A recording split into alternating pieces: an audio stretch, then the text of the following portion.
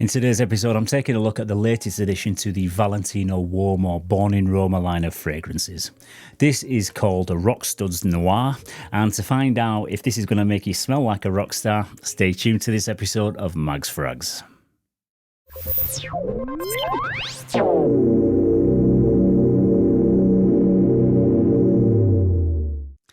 Yes, hello again and welcome to this latest episode of Mags Frags, where it's the fragrance that's the start of the show.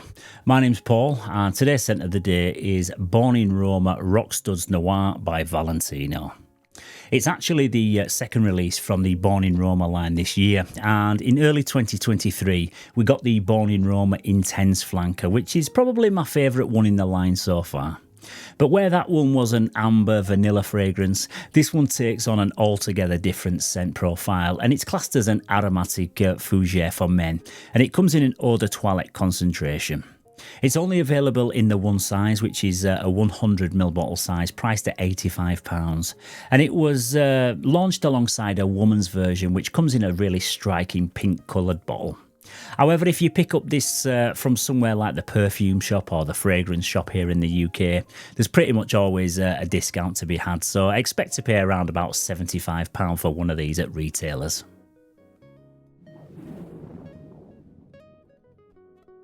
Okay, so into the presentation, and the box comes in pretty much the standard design to every other Born in Roma fragrance that I've ever owned, with this printed studded effect on the front, except this one gets a gloss black finish and grey branding. On the front is the name of the fragrance as well as the size and the concentration, and then on the side you get this little QR code.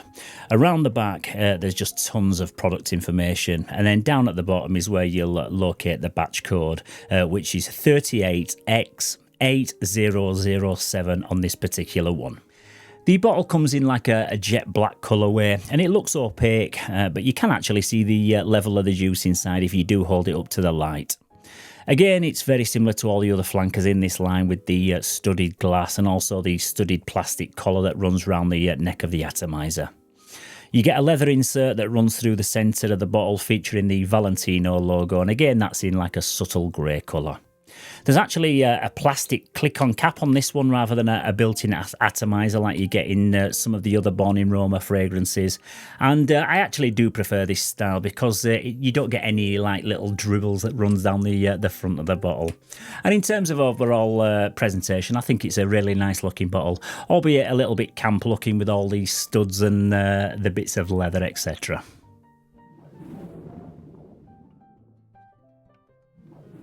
Okay, so into the note breakdown, and we've just got a simple 3-note breakdown in this one, with bergamot up top. In the heart we've got sage, and the base note in this one is ambergris.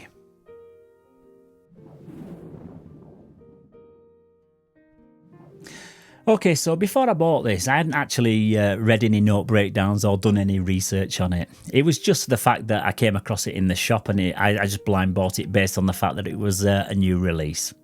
But going off the name alone, I was expecting a dark, masculine smelling fragrance with maybe either leather, incense or patchouli as the most prominent note. I imagined it to be maybe along the lines of Dark Rebel Rider from John Varvatos or something like this, where it literally smells like a smoke and booze-induced leather jacket that's been pulled from a heavy metal club.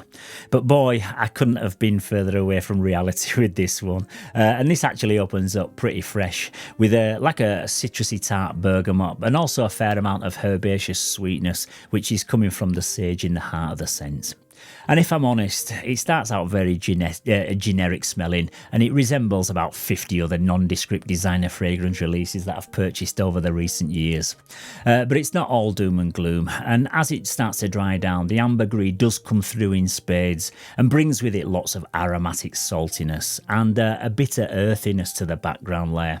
And at this point, it does remind me a bit more of a particular fragrance, and that's YEDP from YSL. It's not exactly the same, and I do much prefer how the YEDP smells overall because it's got more depth and a bit more going on. But it's close enough for you to kind of make the connection between the two when you don't have this one to compare side by side. But overall, this is a clean, fresh and bright aroma for the most part, with a bit of a shower gel-like character. But then there's this like conflicting aromatic earthiness that's lurking underneath, which does bring more of a slightly more interesting twist to the overall composition. And it just takes it off into a slightly different direction than I was first expecting. It's a lot different to all the other Born in Roma flankers, which usually have more of a soft, floral, powdery scent profile. This is maybe a touch more edgy with that salty ambergris stealing the show, but it's still not a fragrance that suits its name. Had it been called Deep Blue Sea or Ocean Floor, I'd probably been able to make more of a connection, but definitely not Rockstuds Noir. It's a really likeable and versatile scent that will definitely pull in a few compliments, but there's nothing really unique in here. And if you've bought any of the many designer fragrances like Phantom by Paco Rabanne or Bad Boy by Carolina Herrera in the past couple of years, then this kind of just sits right amongst those. So if you like that type of fragrance, I'm sure you'll really also enjoy this one.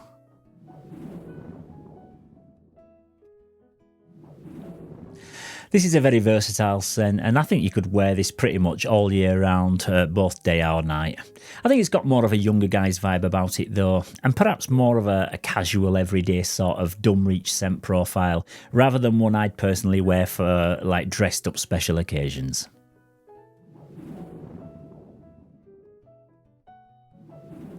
In terms of performance, I have only worn this a handful of times and never amongst a crowd of people, so I haven't really had any external feedback so far.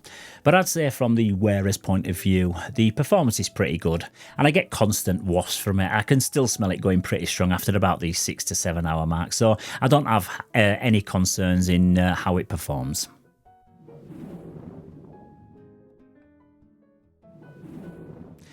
Okay, so in summary, this is just one of those fragrances that if I was to put it in my collection today, the bottle would be still full this time next year. And that's not because it's a bad scent in any way or that I don't like how it smells. It's just simply because it doesn't have any uniqueness or any wow factor for me personally. And it'd just get lost amongst the volume of middle of the road scents that I already own. It's definitely not one that will wow your fragrance collectors out there, and I think even your casual fragrance buyer has much better options than this one. For a similar price, there's tons of fragrances that I would say have more character, like Stronger With You Intensely by Giorgio Armani, or you could even have Armani Code Parfum, and the one that I'm actually going to talk about in tomorrow's review, which is the new YEDP Intense Flanker, which is I think is the best one in this line in my opinion.